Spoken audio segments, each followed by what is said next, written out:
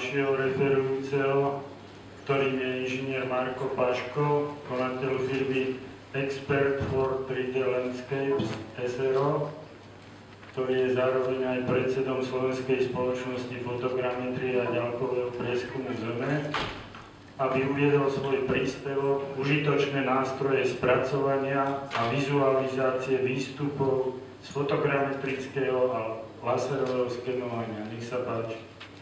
Ďakujem. Asi som menší.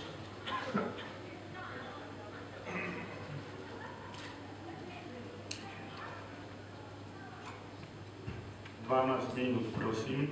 Ďakujem. Takže, pozrieme sa, či to môžem spustiť.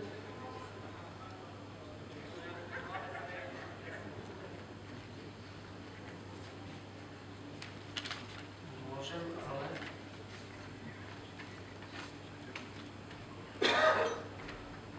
Tak?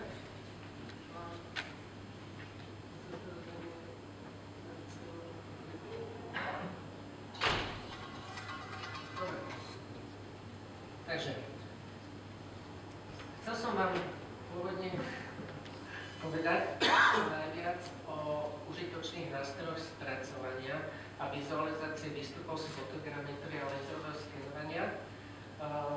Je to samozrejme hlavný zámer, ale prejdeme si najprv postupne, čo tu máme.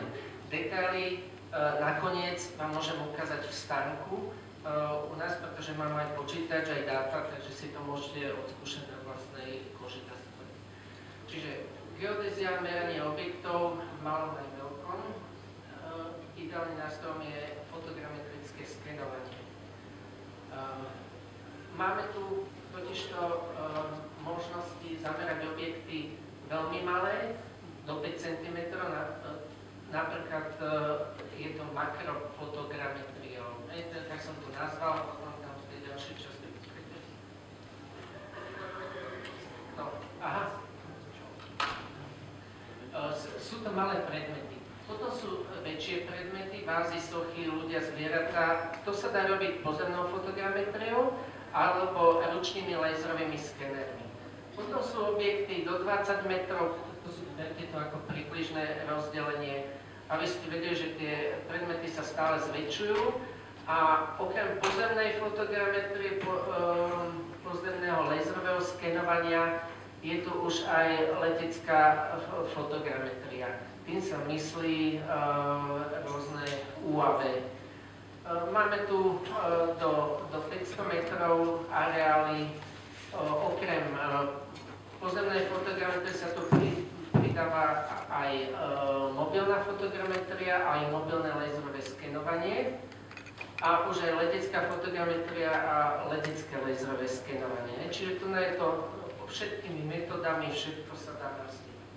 Potom ideme ďalej do ďalších dĺžok a už tu máme len mobilné a laserové, mobilné a letecké. A nakoniec veľké liniové stavby mesta, to už sú všetko len letecká fotogrametria a letecké laserové snímkovanie. A celé kraje a štáty sa s výhodou dajú robiť práve leteckou fotogrametriou. Samozrejme tu kolega naznačil, že aké dobré by to bolo laserovým skenovaním. Ja s ním súhlasím, pokiaľ by to laserové skenovanie bolo robené aspoň s takou hustotou, ako on naznačil. Mám ale informácie, že v niektorých kruhoch a náboroch pre celoštátne snímkovanie sa navrhuje podstatne rečšie skenovanie na úrovni 3 až 4 bodov. Na meter štvorcový, ty si hovoril o koľko? 34. No, takže to je jasné, keď máme väčšiu hustotu bodov, tak môžeme z toho dostať, máme aj kvalitnejšie dáta. Potom ich môžeme aj kvalitnejšie 3D modelovať, čo Marek ukázal v predchádzajúcom, ako krásne mu to urobil v tej doby.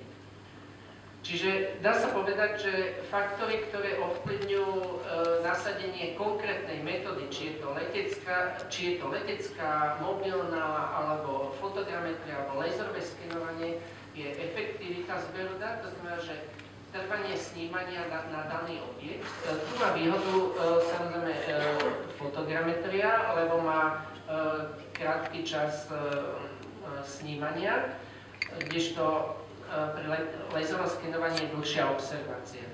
Obstarávacia cena zariadenia fotogrametria je lacnejšia, samozrejme pri najdrahších leteckých senzoroch sa tá cena vyrovnáva. Presnosť. Fotogrametria môže ísť ešte tým, že sa zvolia rôzne objektívy, kvalitnejšie rozlišenie senzorov, menší šum, tak sa môže ísť stále nižšie, stále ďalej, respektíve tým priblížením k predmetu sa môže spresniť, kdežto laserové skenovanie je obmedzené vlastne tou stopou toho lúča a vlastne divergenciou lúča, čiže tie hodnoty sa nedajú nejako obísť. No. A posledné je náročnosť postprocesingu. To by som povedal, že sú zhruba rovnaké fotogrametria a laserové skenovanie, pričom pri veľkých rozsiahlých oblastiach by som povedal, že tam fotogrametria je omnoho náročnejšia a laserové skenovanie sa ľahšie pracuje s meračami bodov a tie automatizované softvery to lepšie vedia vyhodnotiť a dať do toho. Dobre. Pozrieme si na vstupné zariadenia, aké máme. Máme na blízku pozemnú fotogrametriu. Prečo tu uvádzam toto rozdelenie, aby ste si uvedomili, že aké sú možnosti. A z tých možností sa vychádza, tie nám niečo povedia o tom spracovaní tých dát.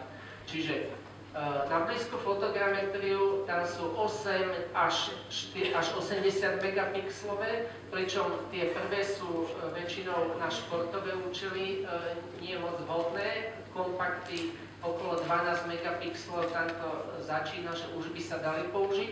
A všetko, čo je väčšie rozlíšenie, dá sa povedať, očakávame, že tam budú kvalitnejšie dáta. Okrem toho na leteckú fotogrametriu, kde už to je nasadené, daný senzor je v lietadielku, napríklad teraz mám na mysli tie do triedy do 5 kg, tak tam, keďže je to malá váha, tak tam musia byť väčšinou len kompakty alebo s vymeniteľným objektívom, ale malé, čiže s nízkym rozlíšením. Ale hovorím, že trend je pevné objektívy.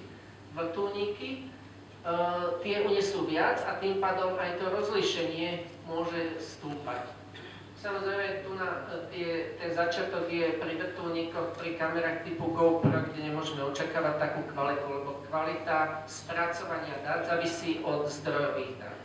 Čiže pozor na radiometrickú kvalitu signálu a snímať na čo najlepší senzor, lebo zber dát je jedinečný a neopakovateľný moment. Ináč toto neplatí len pre pre fotogrametriu ako takú, ale aj pre laserové skenovanie.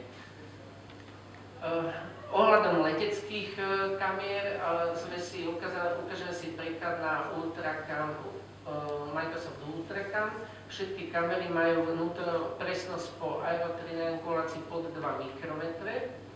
V roku 2004, keď bola predstavená Ultracam D na Slovenských geodetických dňoch v Bratislave, bola šírka záberu 11 500. Teraz je šírka najväčšieho Ultracam Eagle 20 000, čiže skoro sa zdvojnásobila. Pribudlo aj okrem toho, došlo k špecializácii, čiže zrazu je možnosť si to našpecifikovať ten projekt, použiť rôzne objektívy, to čo som povedal, že tá kvalita sa dá optimalizovať. Z rôznej výšky sa dá snímkovať, aj šikmé snímky, aj s vymeniteľnými objektívmi. A čiže je tu, letecká fotogrametria má potenciál snímať dáta s vysokým rozlíšením až 2,5 cm na pixel bez šumu a ostré snímky. Čiže to sú tie zdrojové dáta, tak ako pri laserovom skenerovaní tá vysoká hustota tých bodov a vysoká výšková presnosť, tak tu je vysoké rozlíšenie. A z toho môžeme dostať kvalitné 3D mestské modely, alebo iným spôsobom povedané, automatizovane kvalitné 3D dáta generované. Čiže všetko závisí od kvalitných snímok. Napredovanie v laserovom skenovaní, ako vidíme, pribudli medzikategórie, boli ručné laserové skenery, pozemné a mobilné a letecké, pribudli pozemné, ktoré sa dajú konvertovať na mobilné. Ukážeme si ukážku, neviem.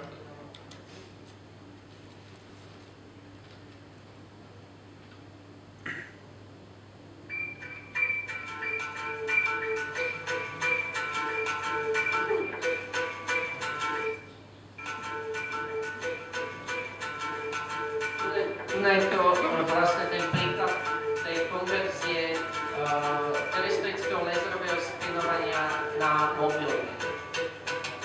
Je to najlacnejšia možnosť. Samozrejme, že sú aj drahšie mobilné systémy, kde sú pozostávajú z mnohých laserových skenerov, ale toto nás ukazuje, lebo toto sa týka geodetov, ktorí povedzme už by mohli robiť aj troška väčšie zákazky, ale na tie strašne drahé systémy na to nie je k dispozícii. Vidíte, ľahko sa to nasadí. Kopka. Sa nemám pýtať. Takže chcel som ukázať, že takto sa to dá.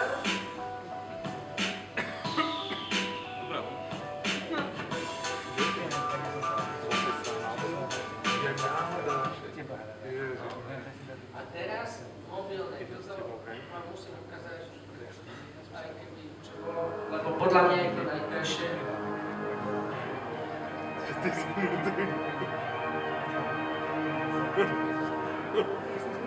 Ja som došiel, akurát tesne.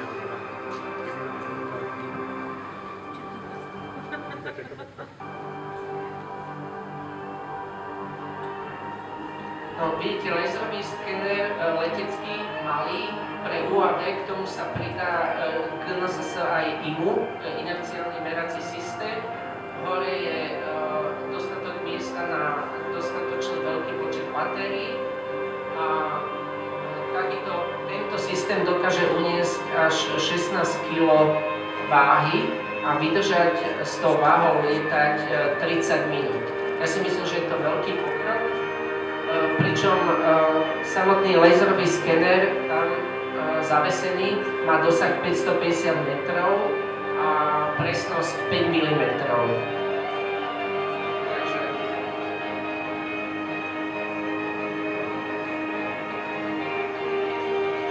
Potom si to môžete pozrieť u mňa na start. Alebo ešte ten štart chcete?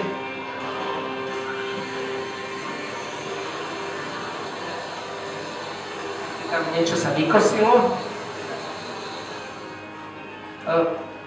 Podstatné je, že aby ste vedeli, že keď si idete kúpiť takúto vec, je to už zariadenie do 25 kg, to nie ako malé vrtuľničky do 5 kg, čiže tam sa vyžaduje, je to náročnejšie na povolenie, ale ináč robí to veľmi krásne husté laserové skenovanie.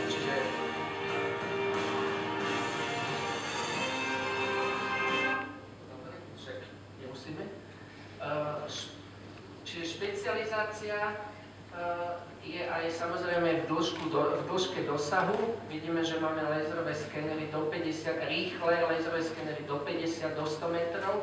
A potom samozrejme s dĺžkou vzdialenosti, síce oni sú pomalšie, ale zase majú väčší dosah.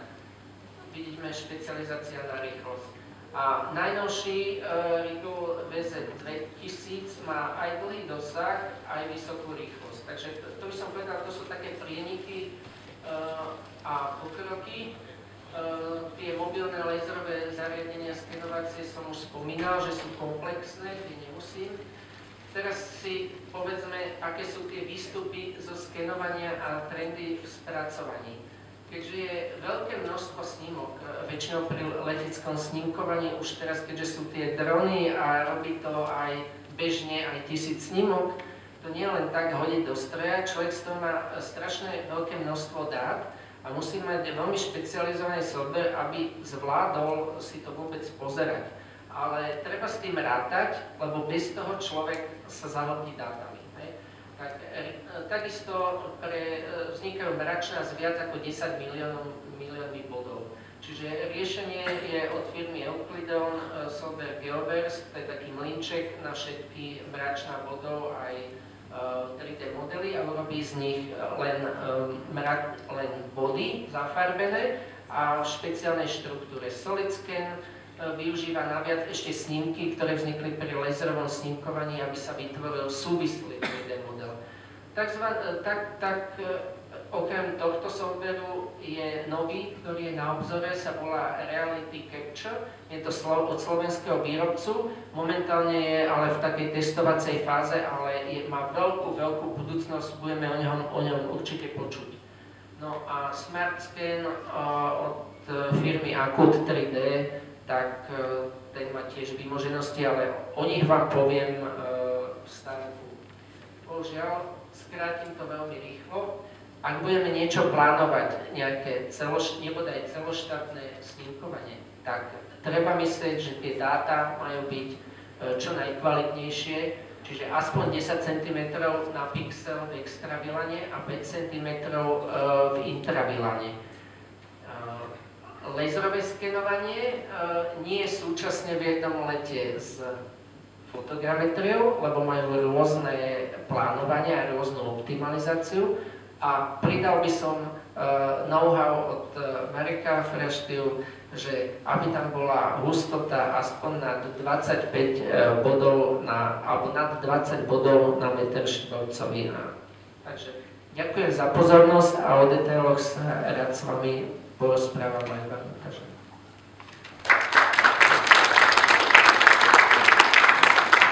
Ďakujem inžinierovi Paškovi.